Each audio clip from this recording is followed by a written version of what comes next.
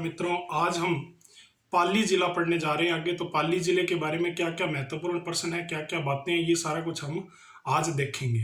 तो ठीक है, तो शुरू करते हैं पाली जिला। तो देखो, पाली जिला, सबसे पहले प्रश्न यही बनता है कि पाली का प्राचीन नाम क्या है। तो पाली का प्राचीन नाम है पालिका। पाली का प्राचीन नाम क्या है? पालिका।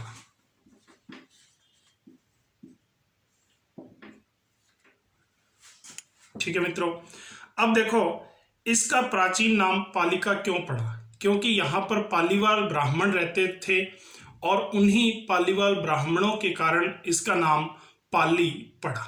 ठीक है मित्रों, तो पहला तथ्य हो गया ये। अब देखो, इसके बाद हम और बातें करते हैं कि क्या क्या पाली के बारे में और क्या क्या बातें हैं। तो देखो, पाली के कुछ उपनाम भी हैं। तो पाली के उपनाम क्या क्या है? तो देखो कि सबसे पहले यहां पर बहुत ज्यादा जैन मंदिर है। राजस्थान में सर्वाधिक जैन मंदिर पाली में ही बताए जाते हैं। तो जैन मंदिरों का तीर्थ भी कहते हैं, जैन मंदिरों का तीर्थ। ठीक है मित्रों, अब देखो, दूसरा जो इसका उपनाम है पाली का, स्तंभों का नगर। अत्यधिक स्तंभ लगे हुए हैं, इसलिए इसको स्तंभों का नगर भी कहते हैं। ठीक है, फिर देखो तीसरा, वाणिज्य नगरी। प्राचीन समय में यहाँ पे व्यापार वगैरह होता था, इसलिए इसको वाणिज्य नगरी भी कहा जाता था। तो ये इसके उपनाम है। प्राचीन नाम पालिका, पालीवाल ब्राह्मणों के द्वारा। उपनाम जैन मंदिरों का तीर्थ है, जैन मंदिर बहुत ज्यादा है। और दूसरा, स्तंभों का नगर, स्तंभ अधिक लगे हुए हैं। और वाणिज्य नगरी, व्यापार होने के कारण प्राचीन समय में इसे वाणिज्य नगरी कहते थे। ठीक है, तो ये इसके उपनामों की बात हुई। अब देखो कि ये जो पाली है, ये कौन सी नदी के किनारे बसा हुआ है, ये प्रश्न भी बहुत बार पेपरों में आता है। तो देखो, पाली जो है ये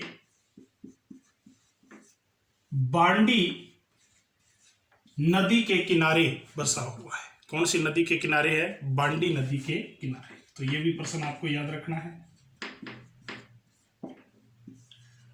बांडी नदी के किनारे।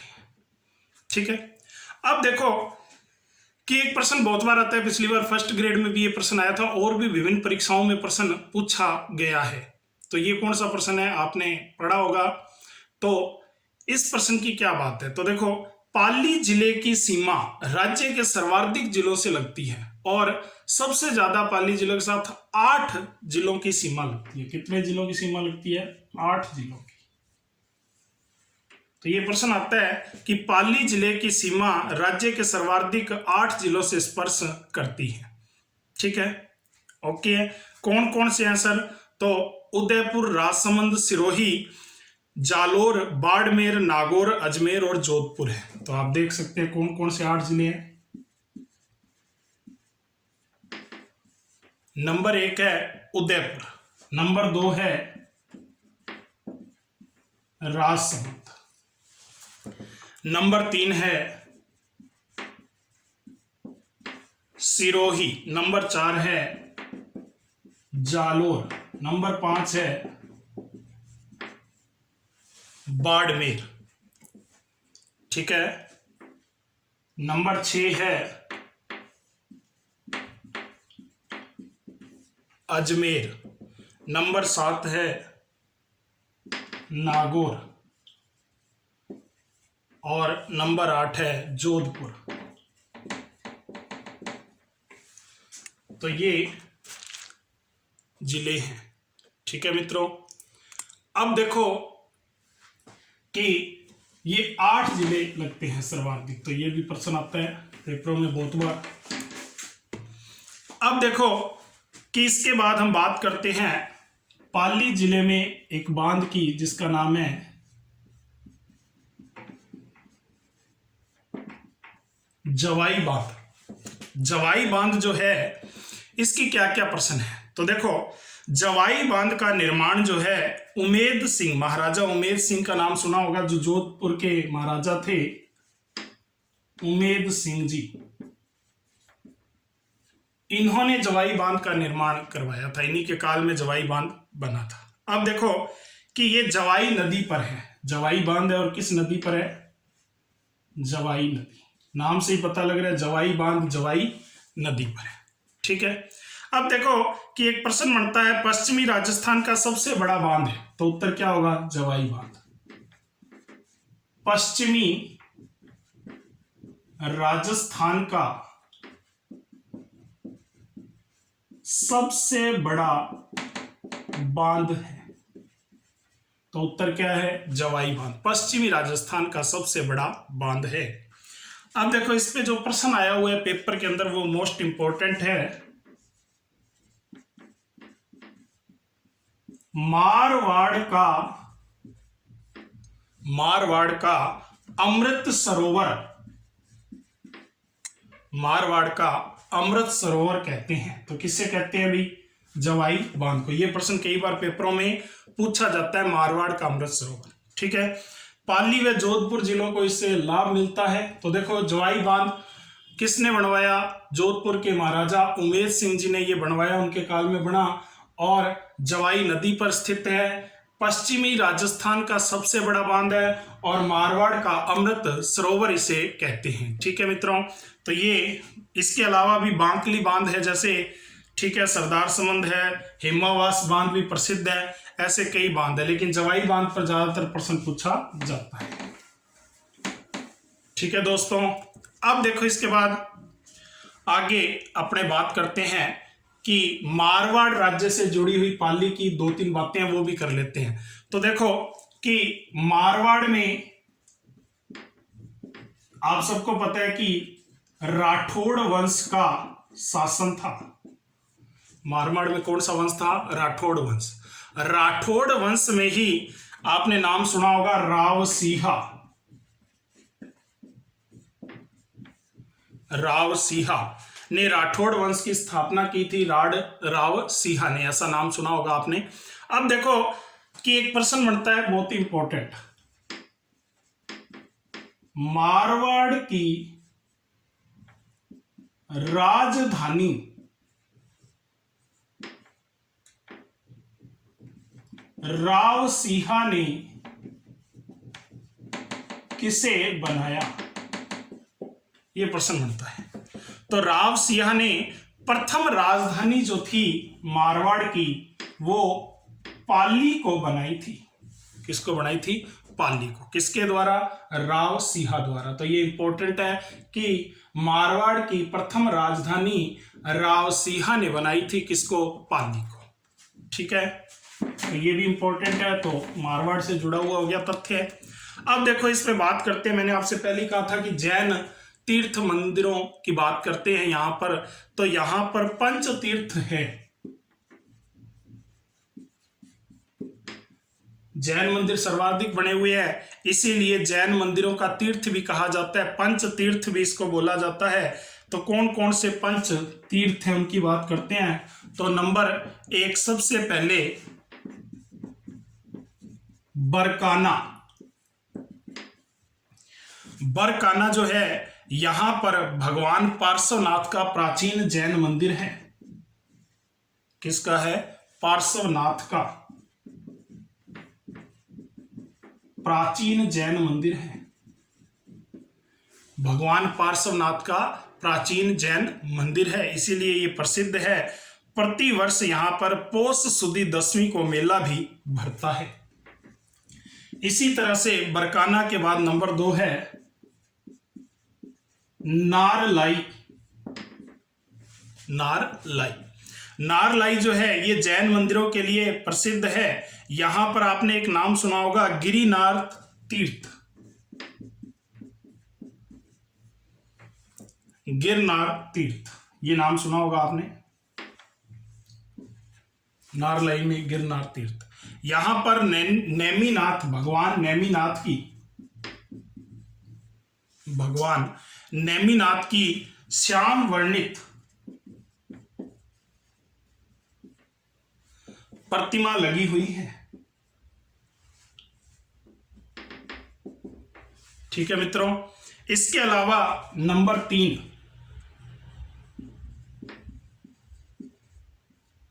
नाडोल, ये भी पंच तीर्थों में शामिल है, जैन मंदिरों के लिए प्रसिद्ध है।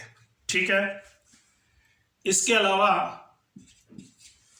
चौथा जो है ये मुछाला महावीर,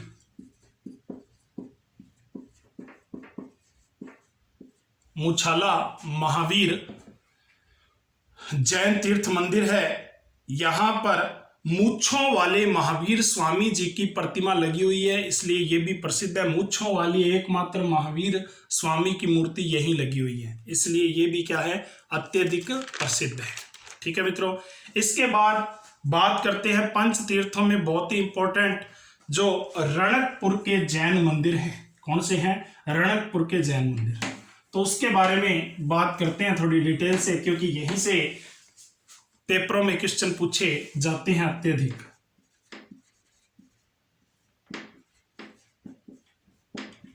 रणकपुर जैन मंदिर, पंच तीर्थों में 5वां रणकपुर जैन मंदिर। तो देखो, रणकपुर जैन मंदिर जो है इसके बारे में क्या बातें हैं। तो देखो कि यह मथाई नदी के तट पर है। पहला प्रश्न ये पूछा गया है, मथाई नदी के तट पर है। कौन सी नदी के तट पर है? मथाई नदी के तट पर है। पहला प्रश्न यही से बन जाता है। ठीक है मित्रों, फिर देखो कि ये जो पार्श्वनाथ जैन मंदिर के लिए प्रसिद्ध है, तो यहां किसको समर्पित है? ये पार्श्वनाथ जैन मंदिर, इसके लिए प्रसिद्ध है। ठीक है, अब देखो यहां पर 1444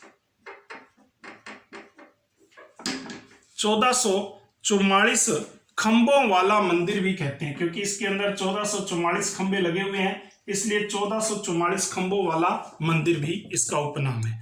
ठीक है, इसे खंभों का वन भी कह देते हैं उपनाम में। खंभों का अजायब घर भी इसी नाम है। ठीक है, 29 बड़े बड़े हॉल बने हुए हैं इसके अंदर, 29 बड़े बड़े हॉल बने हुए।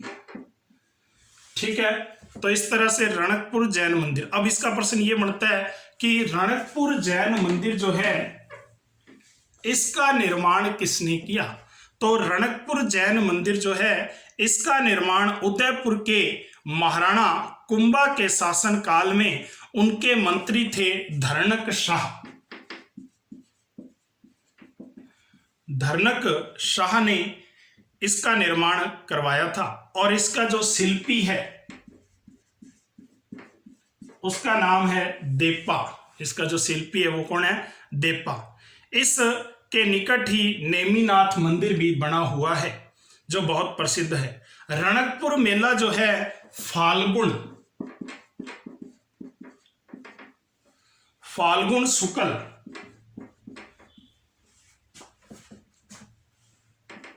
चतुर्थी व पंचमी को लगता है। रणकपुर मेला फाल्गुन शुक्ल चतुर्थी व पंचमी को लगता है। ठीक है, अब देखो रणकपुर मंदिर की और क्या खासियत है। तो देखो रणकपुर जो मंदिर है,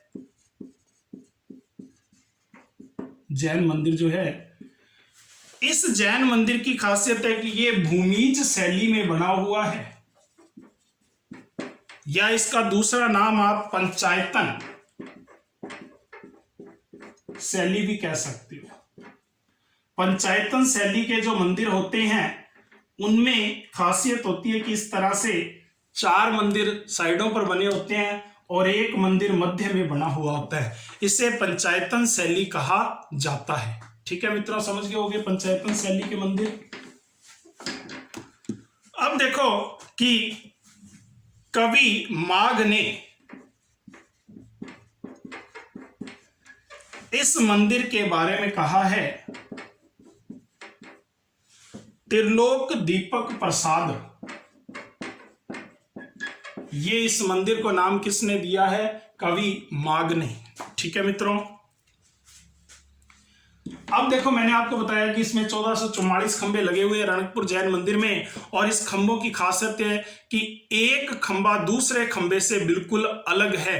कोई भी खंभा एक जैसा नहीं बना हुआ, बल्कि सारे खंभे अलग अलग बने हुए हैं। ये इस खंभों की खासियत है। और दूसरी इस खंभों की 1444 खंभों में जब हम भगवान के दर्शन करने जाते हैं तो हमें कोई भी खंभा बीच में नहीं आता है, बल्कि सारी जगह पे हमें दर्शन हो जाते हैं। तो ये भी बड़ी बात है अपने आप में, तो ये भी ध्यान रखना आप। ठीक है मित्रों, अब देखो कि रणकपुर जैन प्रशस्ति भी लगी हुई है यहाँ पे।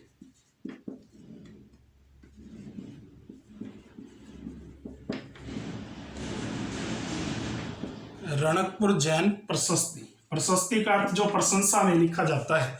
रणकपुर जैन प्रशस्ति जो है, इसके भी जो लेखक है वो देपाक या देपा है। और ये जो प्रशस्ति है ये दो भाषाओं में लिखी है, एक तो नागरी भाषा और दूसरा संस्कृत भाषा, दो भाषाओं में लिखी गई है। ठीक है, इसी प्रशस्ति में एक विशेष बात आपसे करनी है। आपने नाम सुना होगा काल भोज या बप्पा रावल का। तो देखो कि ज्यादातर किताबें जो बताती है वो काल भोज और बप्पा रावल को एक ही बताती है, लेकिन रणकपुर जैन प्रशस्ति जो है ये काल भोज और बप्पा रावल, काल भोज और बप्पा रावल को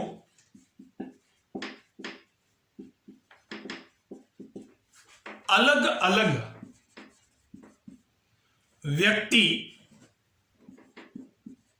माना गया है, ऐसा रणकपुर जैन प्रशस्ति में लिखा गया है। तो ध्यान रखना कि बप्पा रावल और काल भोज को एक ही व्यक्ति माना जाता है। मेवाड़ में ये बहुत ही जबरदस्त शासक हुए हैं, प्रभावशाली शासक हुए हैं, बलशाली शासक हुए हैं, लेकिन रणकपुर प्रशस्ति जैन प्रशस्ति के अनुसार इनको अलग अलग बताया गया है। ठीक है मित्रों, ये विशेष तथ्य याद रखना, कई बार पेपरों में पूछा जाता है। अब देखो ये तो हुई रणकपुर जैन मंदिर की बातें और इंपॉर्टेंट है रणकपुर जैन मंदिर। अब हम बातें करते हैं दूसरा, यहां पर पंच तीर्थ तो हो गए हैं। अब पंच तीर्थ के बाद जो हम बातें करते हैं वो सारी बातें हैं। तो देखो इसके अलावा यहां पर कौन कौन से मंदिर हैं। निम्बों के नाथ महादेव का मंदिर, निम्बों के नाथ महादेव का मंदिर, ये जो मंदिर है ये नाथ संप्रदाय से संबंधित है। और नाथ संप्रदाय में भी निम्ब नाथ संप्रदाय, निम्ब पंथी संप्रदाय होता है नाथों में, उनसे संबंधित ये मंदिर है। ठीक है, अब देखो कि ये फालना के पास जब हम जाते हैं तो ये रास्ते में बना हुआ है मार्ग पर। ठीक है, अब देखो कि ये पांडवों की माता कुंती इसी स्थान पर शिव पूजा किया करती थी, ये प्रसिद्ध बात है। पांडवों की माता कुंती इसी मंदिर में शिव की पूजा किया करती थी। तो ये मोस्ट तथ्य हो गया। ठीक है मित्रों, अब देखो इसके अलावा यहां पर सालेश्वर महादेव का मंदिर है। सालेश्वर महादेव, साल प्लस ईश्वर, जहां ईश्वर लग जाता है वो सभी महादेव के शिव के मंदिर होते हैं। तो देखो कि यहां गुड्डा प्रताप सिंह ग्राम की गुफा का मंदिर है। ये कहां स्थित है, पाली में गुड्डा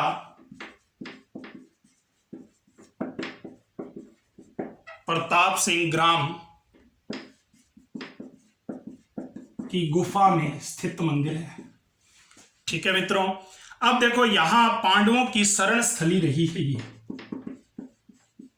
पांडवों की शरण स्थली, ऐसा कहते हैं कि पांडव यहां पूजा अर्चना किया करते थे, शरण स्थली बनी हुई थी पांडवों की। ठीक है, यहीं पर भीम गोड्डा भी है जिसका संबंध पांडवों से ही बताया जाता है। तो सालेश्वर महादेव का मंदिर गुड्डा प्रताप सिंह ग्राम की गुफा में स्थित है।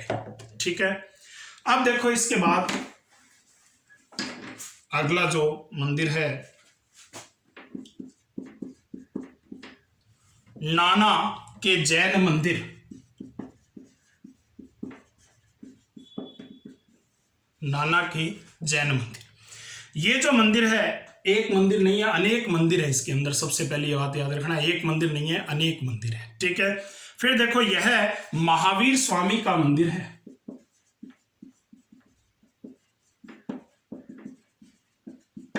महावीर स्वामी का मंदिर है। महावीर स्वामी को यहां पर जीवंत स्वामी कहा जाता है। ऐसा कहा जाता है कि महावीर स्वामी जब जीवित थे उसी समय ये मंदिरों का निर्माण हो गया था, इसीलिए इनको जीवंत स्वामी कहा जाता है। ठीक है मित्रों, अब देखो इसके बाद और कौन कौन से मंदिर हैं, कौन कौन सी बातें हैं। तो देखो सादड़ी में वराह अवतार मंदिर भी है।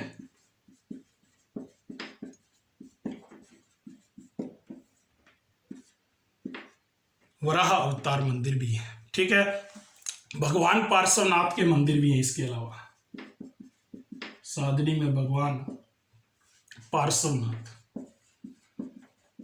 के मंदिर भी हैं। ठीक है मित्रों, इसके अलावा सादड़ी में खुदा बख्श बाबा की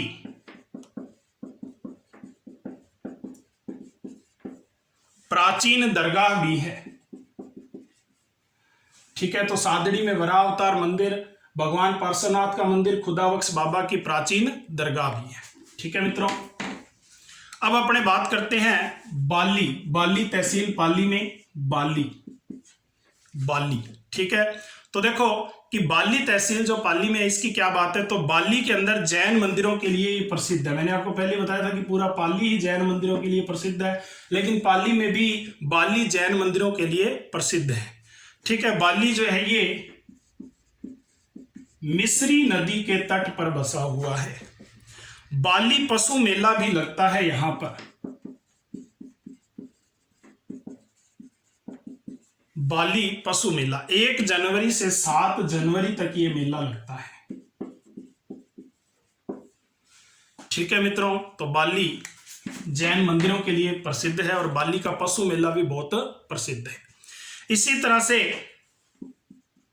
सादड़ी में एक सूर्य मंदिर है। तो सादड़ी को सूर्य मंदिर को टेम्पल टाउन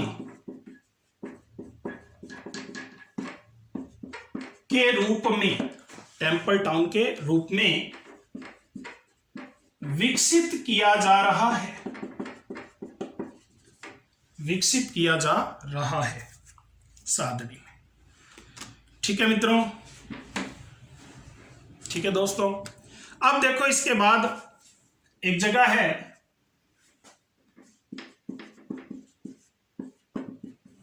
पाली में सीरी यारी। जैन श्वेतांबर 13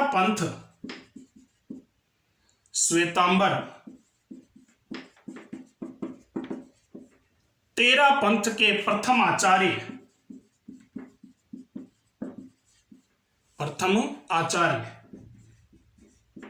श्री भिक्षु को यहां निर्माण प्राप्ति हुई थी। शरीर को मोक्ष प्राप्त हुआ था, इसको बोलते हैं निर्माण प्राप्ति। श्वेतांबर 13 पंथी संप्रदाय की तीर्थ स्थली है ये प्रमुख। ठीक है, इसके अलावा यहां राता महावीर का जैन मंदिर भी है पाली के अंदर। राता महावीर का जैन मंदिर भी प्रसिद्ध है पाली में। ठीक है दोस्तों, तो ये भी पाली के बारे में कुछ बातें हो गई है। इसके अलावा पाली में आपने एक और नाम सुना होगा, चामुंडा माता का मंदिर। चामुंडा माता का मंदिर, चामुंडा माता को मरकंडी माता भी कहते हैं। दूसरा नाम क्या है? मरकंडी माता। चामुंडा माता का दूसरा नाम क्या है? मरकंडी माता। अब देखो कि ये निमाज पाली में स्थित है, निमाज पाली में। ठीक है मित्रों, राजा भोज ने इस मंदिर का निर्माण करवाया था, राजा भोज ने। ठीक है मित्रों। तो चामुंडा माता के मंदिर के बाद आगे हम बढ़ते हैं सोज्जत की ओर। सोज्जत में क्या क्या प्रश्न बढ़ते हैं मुख्य वो देखते हैं। तो देखो सोज्जत जो है ये सूकड़ी नदी के तट पर है। ये प्रश्न कई बार पूछा जाता है कि सोज्जत कौन सी नदी के तट पर है। सूकड़ी नदी के तट पर सोज्जत स्थित है। इसके अलावा सोज्जत में ही पीर मस्तान की दरगाह है। ये भी कई बार पेपरों में पूछी जाती है। पीर मस्तान की दरगाह स्थित है सोज्जत पाली में। इसी तरह से जो पाली है वो मेहंदी के लिए प्रसिद्ध है सोज्जत। ठीक है मित्रों। अब देखो इसके बाद अगला जो है परशुराम गुफा। परशुराम गुफा, परशुराम जो गुफा है इसकी क्या क्या बातें हैं। तो परशुराम जो गुफा है ये अरावली पर्वत श्रृंखला में बनी हुई है। ठीक है, पहली बात ये। इस गुफा में परशुराम जी ने तपस्या की थी ऐसा कहते हैं। ठीक है, यहां शिवरात्रि व श्रावण माह में मेला लगता है। शिवरात्रि व श्रावण माह में मेला लगता है। ठीक है, यहां पर एक प्राकृतिक शिवलिंग है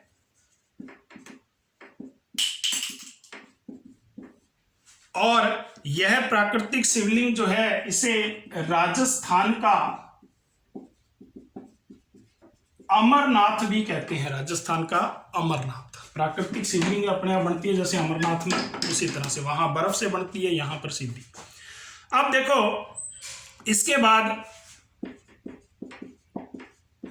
पहाड़ी गुफा की भी बात करते हैं थोड़ी सी। पहाड़ी गुफा, पहाड़ी गुफा जो है ये गुड्डा प्रताप सिंह ग्राम की पहाड़ी में है।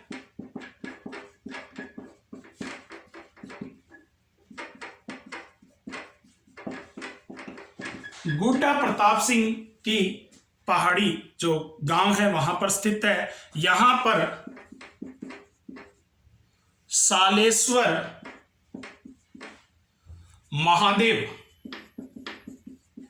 सालेश्वर महादेव नामक स्थान पर परशुराम के पिता महर्षि,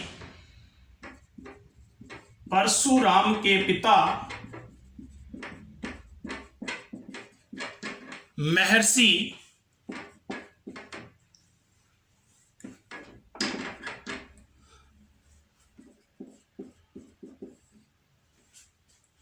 जमरदानंग ने तपस्या की थी। ठीक है मित्रों। अब देखो यहां पर प्रसिद्ध सोमनाथ मंदिर भी है। सोमनाथ मंदिर आपको पता है कि गुजरात में है, लेकिन एक सोमनाथ मंदिर यहां भी स्थित है पाली में। 1209 में सोमनाथ मंदिर का निर्माण गुजरात के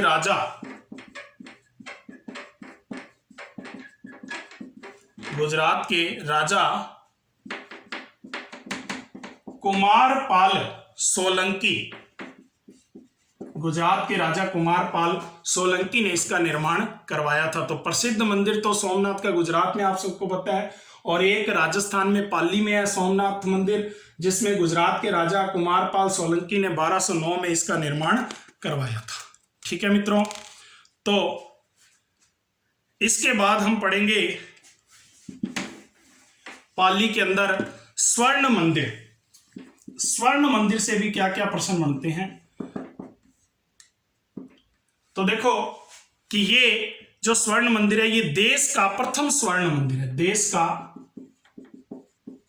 प्रथम स्वर्ण मंदिर है, ये बहुत बड़ी बात है। देश का प्रथम स्वर्ण मंदिर है जो पाली में है, फालना में स्थित है। फालना में स्थित है और ये प्रसिद्ध जैन मंदिर है। प्रसिद्ध जैन मंदिर है। इसके गुंबद पर सोने की परत चढ़ाई गई है। गुंबद पर क्या किया गया है? सोने की परत चढ़ाई गई है, इसीलिए इसको स्वर्ण मंदिर कहते हैं। इसे राजस्थान का स्वर्ण मंदिर भी नाम से पुकारा जाता है। इसके फालना का मंदिर के कुछ और नाम भी है, जैसे उपनाम है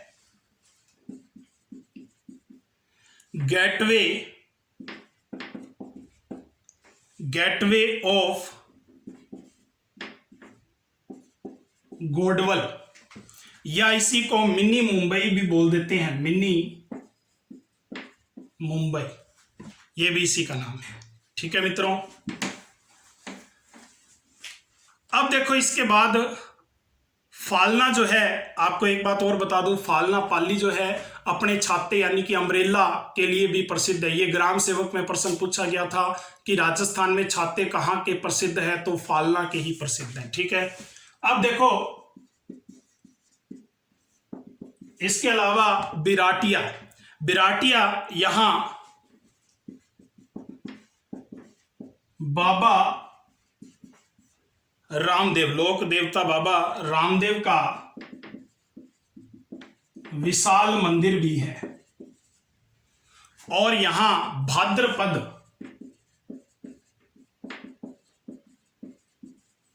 एकादशी को मेला लगता है। भाद्रपद एकादशी को मेला लगता है। ठीक है, इसके अलावा परशुराम महादेव मेला, परशुराम महादेव मेला जो है यहां पर श्रावण शुक्ल षष्ठी व सप्तमी को ये मेला लगता है, श्रावण के महीने में, गुफा के अंदर ही है जहां मेला लगता है। अब देखो सोनान खेतला का मेला, सोनान खेतला का मेला, ये जो मेला है यह 2 दिवसीय मेला होता है पाली में। प्रतिवर्ष चैत्र शुक्ला प्रतिपदा को यह मेला लगता है। चैत्र शुक्ल प्रतिपदा को यह मेला लगता है। ठीक है, 2 दिवसीय मेला। अब देखो कि इसके बाद यहां पर एक और प्रसिद्ध दरगाह है, चोटीला पीर का उर्स भी लगता है। चोटीला पीर दूल्हे शाह का उर्स का मतलब मेला। मुस्लिम लोग उर्स बोलते हैं, अपने मेला बोलते हैं। तो यह मेला हजरत पीर की मजार पर दीपावली के दूसरे दिन लगता है। ठीक है, चोटीला पीर दूल्हे शाह का उर्स। अब देखो इसके अलावा यहां पर कामेश्वर महादेव मंदिर भी है। ये मंदिर भी आहुआ में स्थित है। कई बार आता है पेपरों में आए हुए, कामेश्वर महादेव मंदिर कहां स्थित है, आहुआ में। इसी तरह से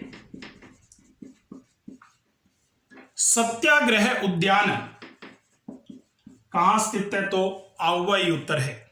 इसी तरह से अभी हाल ही में दोबारा सुगाली माता का मंदिर बनाया गया है, तो सुगाली माता का मंदिर भी कहां स्थित है, आहुआ में। ठीक है, 1857 की क्रांति का प्रमुख स्थल भी कौन सा है, आहुआ ही है। 1857 की क्रांति का प्रमुख स्थल तो कौन सा है, आहुआ ही है। ठीक है, ठाकुर कुशाल सिंह चंपावत का नाम सुना होगा, आहुआ के काफी प्रसिद्ध रहे हैं।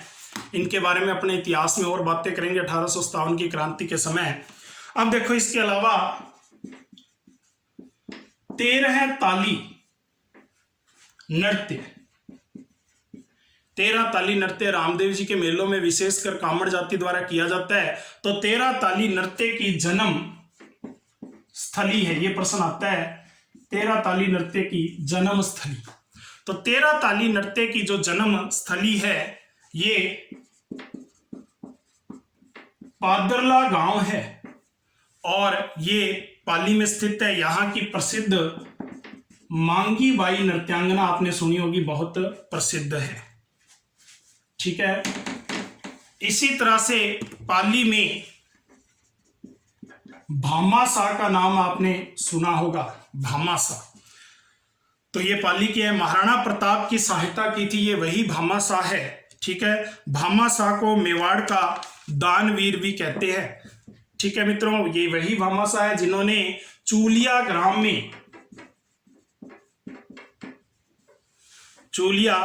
में महाराणा प्रताप को 20,000 स्वर्ण मुद्राएं भेंट की थी, आर्थिक सहायता के रूप में दी थी भामाशाह।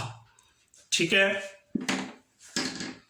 अब देखो भामाशाह को कर्नल जेम्स टोड ने मेवाड़ का कर्ण भी कहा है। अब देखो इसके अलावा और पाली की क्या क्या बातें हैं। पाली अपने पहले बात कर चुके हैं। बाली का किला स्थित है, अगर अपने से पूछ ले, ये प्रश्नों के रूप में आते हैं। बाली का किला स्थित है तो पाली में स्थित है। ठीक है मित्रों, इसी तरह से बांगड़ राजकीय संग्रहालय भी पाली में ही स्थित है। ओके, अब देखो इसके अलावा अपने थोड़ी सी बात करते हैं, बाकी तो इतिहास में बात करेंगे लेकिन थोड़ी सी चर्चा कर लेते हैं। जेतारण या सामेल स्थित है, तो जेतारण या सामेल का युद्ध आपको याद होगा पाली में, जो 5 जनवरी 1544 को हुआ था। ये पिछली बार महिला पर्यवेक्षक में ये प्रश्न आया था, इसमें तारीख पूछी गई थी 5 जनवरी 1544 को ये युद्ध हुआ था मालदेव और अफगान शासक शेरशाह के बीच में, जिसमें शेरशाह सूरी जीत गए थे और मालदेव इसमें पराजित हुए थे। लेकिन जेता और कुंपा अपनी वीरता के लिए याद किए जाते हैं। और शेरशाह ने जब ये युद्ध लड़ा था तो इस युद्ध को जीतने के बाद बहुत मुश्किल से वो जीते थे, और तब उन्होंने एक वाक्य कहा था कि एक मुट्ठी भर बाजरे के लिए मैं हिंदुस्तान का तख्त खो देता। तो ये बहुत ही यादगार बात है और इसका भी आप याद रखना। जेतारण या सामेल का युद्ध कहाँ हुआ, तो पाली में। ठीक है, अब देखो इसके अलावा आपने कुड़की ग्राम भी पढ़ा होगा, ये भी पाली में। यहां पर मीराबाई का जन्म हुआ था, मीरा का जन्म स्थान। बाकी अपने मीरा के बारे में पिछली वीडियो में पढ़ चुके हैं मेरी, उसमें जाके आप डिटेल से इस टॉपिक को पढ़ सकते हो। ठीक है मित्रों, तो उसके लिए अलग से वीडियो बनाई हुई है, तो आप मेरे चैनल पर जाके देख भी सकते हो। ठीक है, अब देखो इसके बाद अगला है पाली में गोटिया गणगौर मेला। गोटिया गणगौर मेला, तो देखो ये आदिवासियों का मेला है। आदिवासियों का मेला है। यह बाली तहसील के गोटिया गांव में लगता है, बाली तहसील के गोटिया गांव में। ठीक है मित्रों, इस मेले की खास बात क्या है? यह मेला आदिवासियों में लोकप्रिय मेला है। आदिवासियों में लोकप्रिय मेला है। प्रति वर्ष वैशाख शुक्ल सप्तमी को यह मेला लगता है। वैशाख शुक्ल सप्तमी को यह मेला लगता है। ठीक है, इसमें खास बात क्या है? इसमें आदिवासी लड़कियों को वर चुनने की प्रथा होती है। इसमें लड़की अपनी मर्जी से विवाह कर सकती है, तो ऐसा इस मेले की खासियत है। ठीक है, इसके अलावा पाली में मरुधरा लोक कल्याण मंडल भी स्थित है।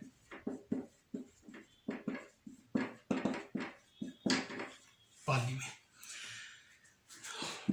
अब देखो पाली में एक और प्रश्न आया हुआ है। गरासिया की फाग यानी कि ओढ़नी कहां की प्रसिद्ध है? तो याद रखना सोजत पाली की ही प्रसिद्ध है।